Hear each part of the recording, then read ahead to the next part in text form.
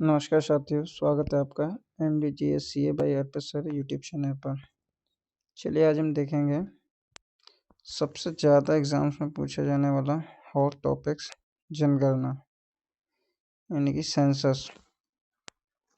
ये इंडिया का कोई भी एग्ज़ाम हो, चाहे स्टेट लेवल का चाहे सेंट्रल लेवल का, उसमें 1 से 2 क्वेश्चन हमेशा इसके पूछे जाते हैं और इसमें इतने हज़ारियों क्वेश्चन बन जाते हैं कि कोई भी इसको कंप्लीट टॉपिक को करवाना इम्पॉसिबल सा है। बट मैं कोशिश करूँगा इसके 4-5 वीडियो लाएँ, जिससे अब तक जहाँ कहीं भी इसके क्वेश्चंस पूछे गए हैं वो सारे मैं कवर करा दूँ, चाहे कोई भी एग्ज़ाम के हों। तो मैक्सिमम से मैक्सिमम क्वेश्चन आप जब भी जनगणना का आए, क्योंकि रिपीट होते हैं बहुत सारे क्वेश्चंस, तो आप कर सकें। ठीक है, चलो शुरू करते हैं फिर बेसिक से जानते हैं। भारत की जनगणना का इतिहास। देखो, भारत की जनगणना भारत के लोगों के विभिन्न विशेषताओं पर विभिन्न प्रकार की सांख्यिकी जानकारी का सबसे बड़ा एकल स्रोत है। समय समय पर की जाने वाली जनसंख्या की आधिकारिक गणना, यानी सिंपल सी बात है, जनगणना किसे कह सकते हैं? जनसंख्या की जो गणना है कि मतलब भारत में भी टोटल कितनी जनसंख्या है। अब उस पर कई सारे पैरामीटर्स होते हैं कि शिक्षित कितनी है, शिक्षित कितनी है, किस शहर की ज़्यादा है, घनत्व किसका है, तो बहुत सारे पैरामीटर्स होते हैं। लेकिन बेसिक आइडिया लगाने के लिए आप एक चीज़ देख सकते हैं कि जनता को गिनना, मतलब लोगों को गिनना कि कितना लोग हैं, तो उसको जनगणना कहते हैं। और जैसे कि इसमें लिखा हुआ है सांख्यिकी जानकारी, सांख्यिकीय जानकारी यानी स्टैटिक्स पता चल जाता है हमें उससे, तो कि किस चीज़ में कितनी जनसंख्या है, किस शहर में कितनी जनसंख्या है, तो उससे हमारी पूरी एक तरीके की इकोनॉमी ले लो, पॉलिटिक्स ले लो, सब चीज़ बहुत ज़्यादा इसी के आधार पे तय होती है पूरी चीज़ें, क्योंकि ये पूरा डेटा है लोगों का। अब आगे देखते हैं। 130 से अधिक वर्षों के इतिहास के साथ ये विश्वसनीय समय परीक्षण अभ्यास हर 10 वर्षों में, यानी कि जनगणना का कितने टाइम में होती है? हर 10 वर्ष में। सबसे पहले लॉर्ड मेयो के काल में हुई थी अनौपचारिक रूप से, यानी कि 1872 में शुरू हुई है। कब से? 1872 से शुरू होकर भारत में पहली जनगणना हुई है। लेकिन ये अनौपचारिक रूप से थी, लेकिन एक लॉर्ड रिपन 1881 में यहाँ से औपचारिक रूप से चालू हो गई थी जनगणना। ठीक, आगे देखते हैं। जनसांख्यिकी, अर्थशास्त्र, नृविज्ञान, समाजशास्त्र, सांख्यिकी और कई अन्य विषयों में विद्वानों द्वारा शोधकर्ताओं के लिए भारतीय जनगणना डाटा का एक आकर्षक स्रोत रही है। भारत के लोगों की समृद्ध विविधता वास्तव में 10वीं जनगणना द्वारा सामने आई है। यानी कि विविधता से मतलब ये है किस जगह की कितनी बढ़ रही है, कितनी मृत्यु हो रही है, कितने साक्षर हो रहे हैं, तो ये सब विविधता है। मतलब बढ़ी है, घटी है, किस स्टेट की जनसंख्या बढ़ गई है, किसकी घट रही है, ये सब यानी विविधता हमें समझ में आती है। तो हर 10 वर्ष पे जनगणना होती है, तो पिछले जो 10 वर्ष में हुई थी उससे कंपैरिजन करते हैं। अब जनगणना 2011।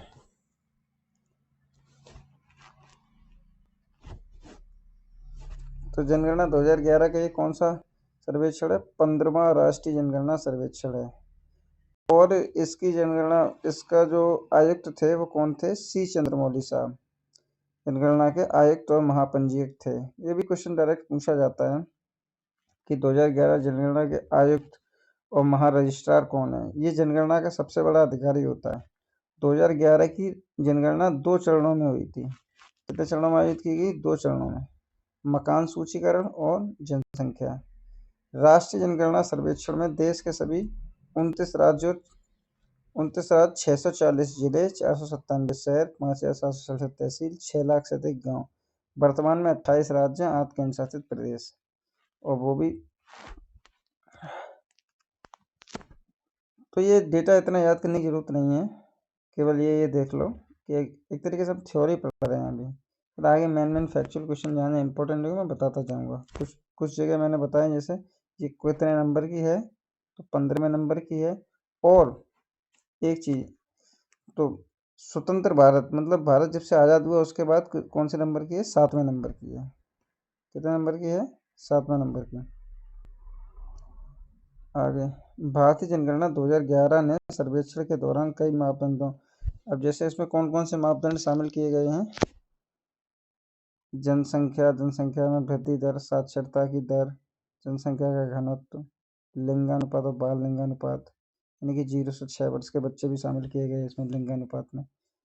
भारतीय जनगणना 2011 की जनगणना की रिपोर्ट के अनुसार भारत की जनसंख्या कितनी है? 1.21 अरब, 1 अरब 21 करोड़ के आसपास, जो मोदी जी बोलते रहते हैं 125 करोड़ भारतीय, जिसमें इतने पुरुष हैं और इतनी महिलाएं। ये डेटा याद रखने की जरूरत नहीं है, ये मैन है। देश की कुल साक्षरता दर कितनी है?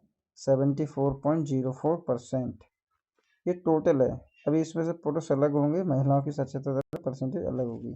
जनसंख्या का घनत्व 382 व्यक्ति पर किलोमीटर है। तो घनत्व से आप समझते हो क्या कि यानी कि 382 व्यक्ति भारत के एरिया में देखे जाएं तो 1 किलोमीटर के एरिया में 382 व्यक्ति रहते हैं। जनसंख्या घनत्व से हमारा ये मतलब होता है।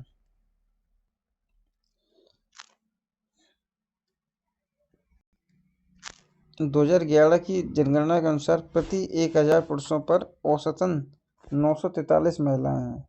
कितनी महिलाएं? 943। तो ये भारत का लिंगानुपात हो गया, यानी कि सेक्स रेशियो भारत का कितना है? 943। ये क्वेश्चन काफी बार पूछा गया है। बाल लिंगानुपात, बाल लिंगानुपात 1000 पुरुषों पर 919 महिलाएं। देखो ये क्वेश्चन नया है, ये पूछा जा सकता है। देखो पूछा भी गया है, 2022 में पूछा गया लेटेस्ट में, क्योंकि इस पर बहुत कम, ये वाला तो सब ध्यान रखते हैं लेकिन ये वाला कोई ध्यान नहीं रखता। तो इसमें क्या है? बाल लिंगानुपात 1000 पुरुषों पर, यानी कि 1000 बच्चों पर 919 गर्ल्स, यानी कि 0 से 6 वर्ष की। ठीक, 2011 की जनगणना के अनुसार भारत की लिंगानुपात कितना था? तो 2011 में कितना था? ये गलत लिखा हुआ है, 933 होगा, 933 था। कितना था? 933। अभी कितना है? 943। तो सीधा सीधा ये भी पूछ सकते हैं कितनी वृद्धि हुई? 10 की वृद्धि हुई। ठीक, आगे, भारत की जनसंख्या जो है हमारी America, Brazil, Indonesia, Pakistan, Bangladesh और जापान, इन सब कंट्री की जनसंख्या को मिला के भारत की अकेले की जनसंख्या है। स्वतंत्र भारत की 7वीं जनगणना 2001 की शुरुआत में 1 अप्रैल 2010 को हुई थी। यानी कि मैंने बताया था स्वतंत्र भारत के बाद 7वीं जनगणना है। और वैसे नॉर्मली रिपन के टाइम से चालू हुई है, तो वो कितनी है? 15 में। ठीक, जनगणना का मोटो क्या है? हमारी जनगणना हमारा भविष्य। सबसे अधिक आबादी वाले शहर, इन्हें महानगर या मेगा सिटी भी कहते हैं। भारत के इसमें 5 शहर आते हैं। कौन कौन से? दिल्ली, मुंबई, कोलकाता, चेन्नई, बेंगलोर। किनको महानगर कहते हैं? जहाँ की जनसंख्या 10 मिलियन से अधिक होती है। 10 मिलियन का मतलब 1 करोड़ से अधिक होती है। अब देखो एक डेटा ये देखते रहना।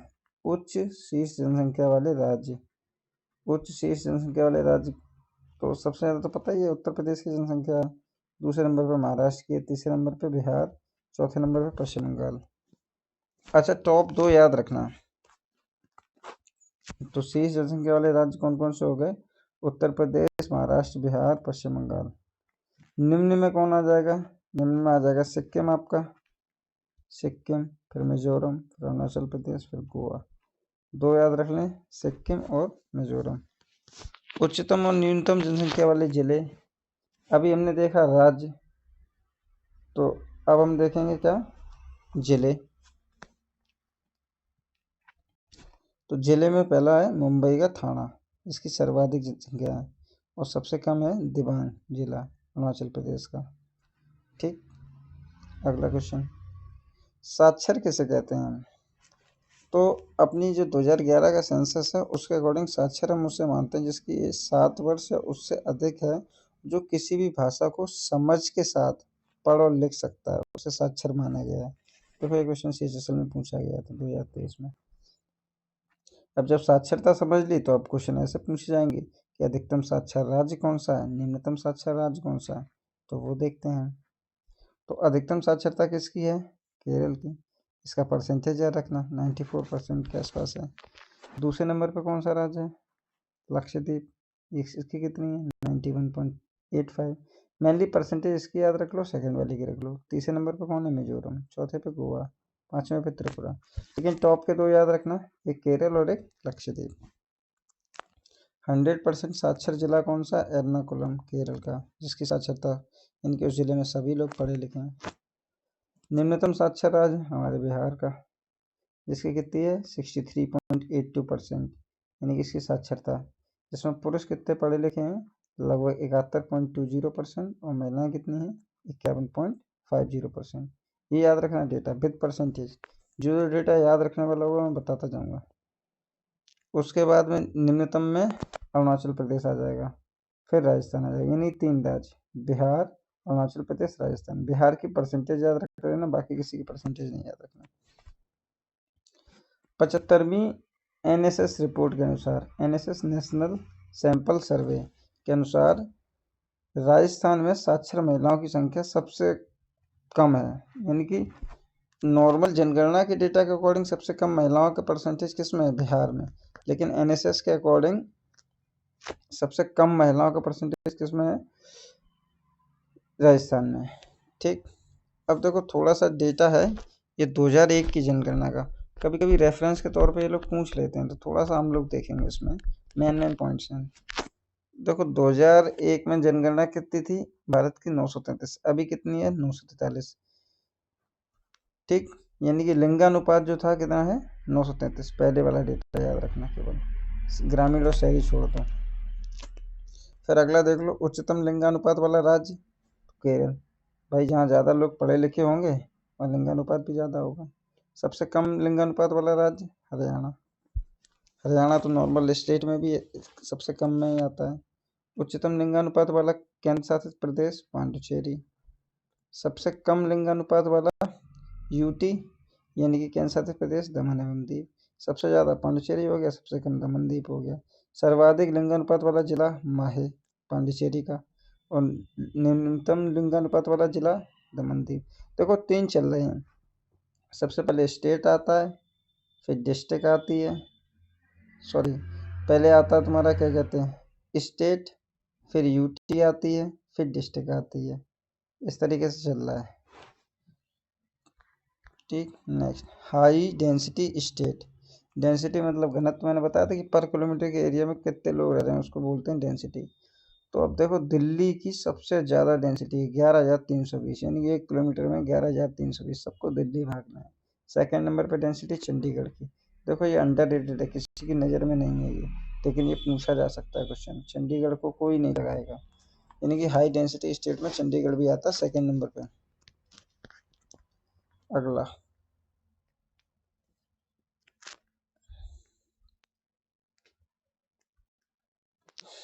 और केंद्र शासित प्रदेश में पूछा जाए सबसे ज़्यादा डेंस कौन है, तो दमनदीप, और उसके बाद लक्षद्वीप। उच्चतम घनत्व वाला राज्य में पूछा जाए सबसे ज़्यादा घनत्व किसका है? दिल्ली तो केंद्र शासित है ना। राज्य में पूछा जाए, सॉरी सबसे ज़्यादा फिर केंद्र शासित प्रदेश घनत्व वाला दिल्ली ही हो जाएगा। राज्य में पूछा जाए तो बिहार, 1102 व्यक्ति हमारे रहते हैं पर किलोमीटर के एरिया में। सबसे कम घनत्व वाला राज्य कौन सा हो जाएगा? ये आपका अरुणाचल प्रदेश, 17 व्यक्ति रहते हैं पर किलोमीटर के एरिया में। भारत में 100% डिजिटल बैंकिंग वाला राज्य कौन सा हो जाएगा?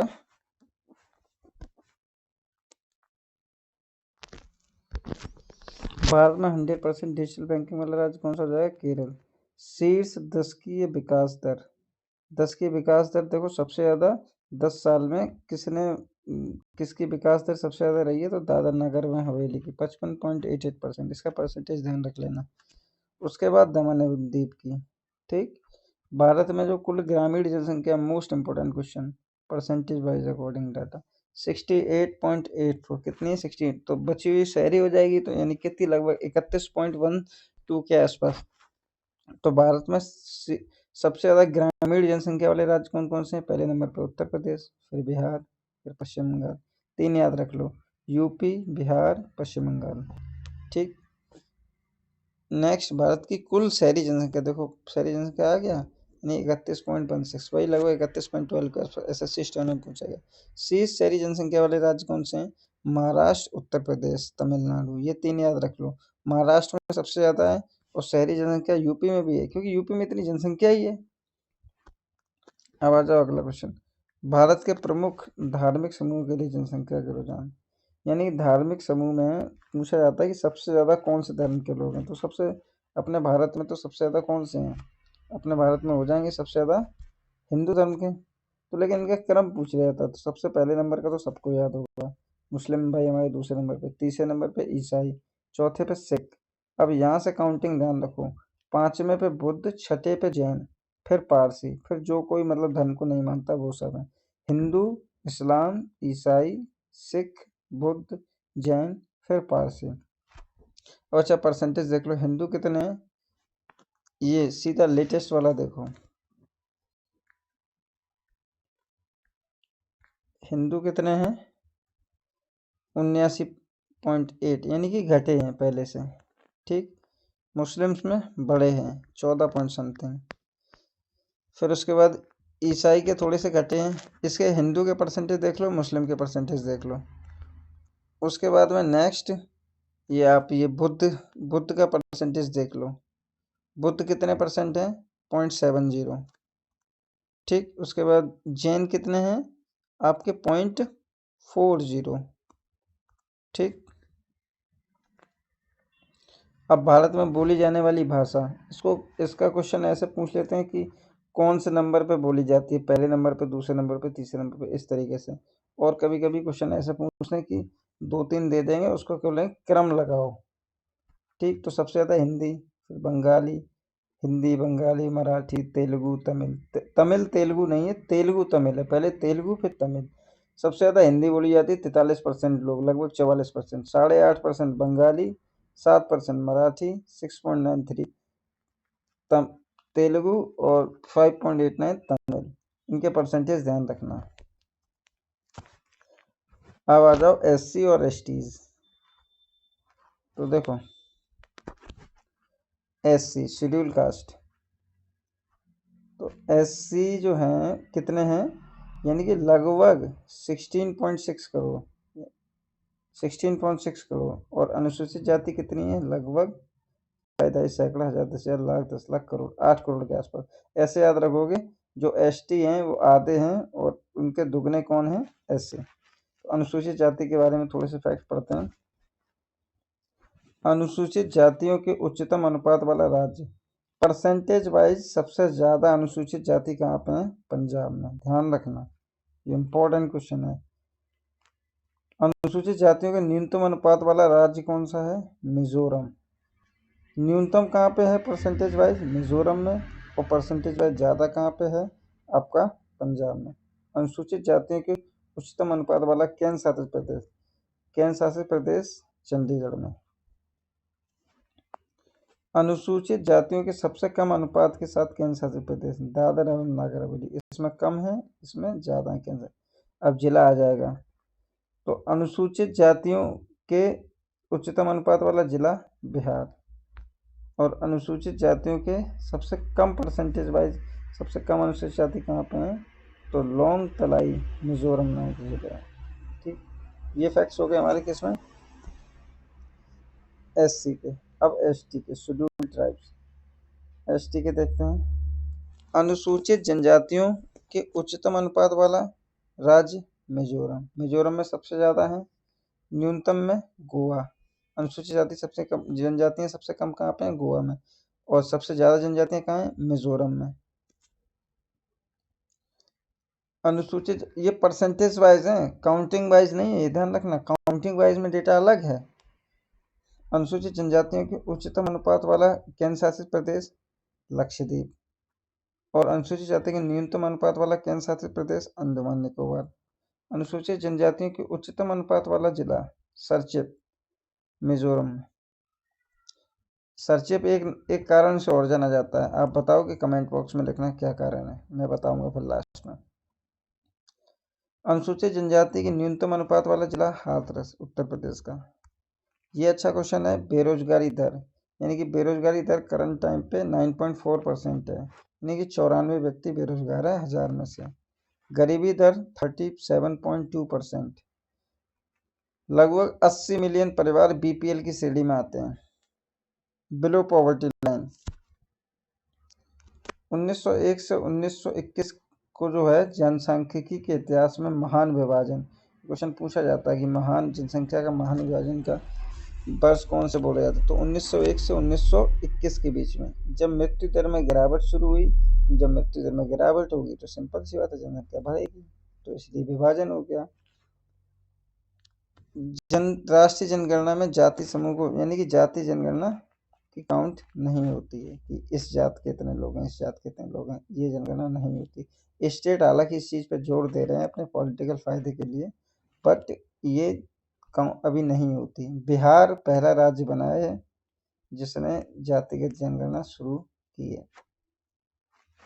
2011 की जनगणना के अनुसार भारत में शहरी ग्रामीण जनसंख्या का अनुपात, तो शहरी ग्रामीण जनसंख्या अनुपात कितना हो जाएगा, पढ़ा था पीछे कि 68 पॉइंट समथिंग गाँव की जनसंख्या थी और 31.12 समथिंग किसकी जनसंख्या थी, शहर की। तो अनुपात भी वैसा ही हो जाएगा 31 और 69 का।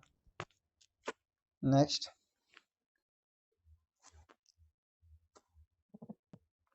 जनसांख्यिकी किसे कहते हैं, तो जनसांख्यिकी ज्यादातर मानव आबादी का उसके आकार, उनकी संरचना, उनके विकास के संबंध में अध्ययन करती है, उसे जनसांख्यिकी कहते हैं। क्वेश्चन पूछा गया है, भारत में पहली पूर्ण जनगणना कब से चालू हुई थी, 1881 में।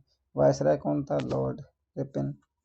1981 में भारत में वार्षिक वृद्धि दर प्रतिशत जनसंख्या धीरे धीरे घटने लगी, लोग जागरूक होने लगे थे, तो धीरे धीरे जनसंख्या प्रतिशत घटने लगा था। 2011 में मृत्यु दर कितनी थी, यानी कि 7.2 प्रति 1000 पे, प्रति 1000 पे 7.2 लोग मर जाते हैं। इसका तात्पर्य ये है 2001 से 2011 के तक भारत की वार्षिक जनसंख्या की वृद्धि दर 1.64% है। इंपॉर्टेंट है, इसे ध्यान रखना, मार्क करना। 2001 से 11 तक की वार्षिक जनसंख्या की वृद्धि कितनी है, 1.64%। बिहार की साक्षरता दर सर्वाधिक वृद्धि 2001 से 2011 के बीच में, इतना इंपॉर्टेंट नहीं है, 2001 से 2011 के बीच हुई। 2011 की जनगणना के अनुसार भारत की कुल जनसंख्या 1.21 अरब है।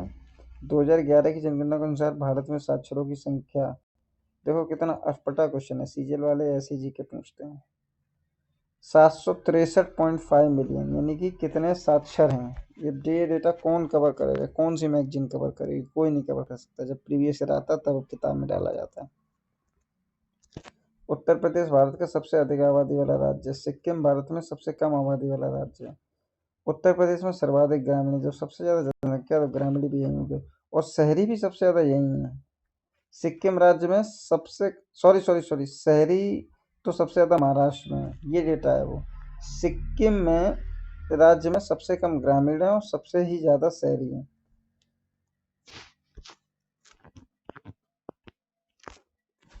महाराष्ट्र में सबसे ज्यादा शहरी, सिक्किम राज्य में सबसे कम शहरी। मैंने उल्टा बोल दिया, सिक्किम राज्य में सबसे कम शहरी, क्योंकि लोग ही नहीं है वहाँ, घनत्व वहाँ सबसे कम लोग हैं, तो सबसे कम लोग हैं तो ग्रामीण आबादी भी कम होगी, शहरी आबादी भी कम होगी। 2001 से 2011 तक भारत की जनसंख्या वृद्धि दर 17.64%, 2001 से 2011 तक के, याद रखना, ये इंपॉर्टेंट पॉइंट है। ये देखो एनटीपीसी में क्वेश्चन पूछा गया कि मतलब साक्षर किसे कहते हैं, तो हमने पढ़ा था कि जो 7 वर्ष से अधिक हो, जो अपनी भाषा पढ़ और लिख सकता है उसे साक्षर कहते हैं। भारत की साक्षरता दर कितनी है, 74.04। भारत में पुरुष साक्षरता दर 82.14, महिला साक्षरता दर भारत में 65.46। भारत में पुरुष साक्षरता दर में अंतर, इन दोनों का अंतर कर दो तो 16.68 आएगा। लक्षद्वीप, लक्षद्वीप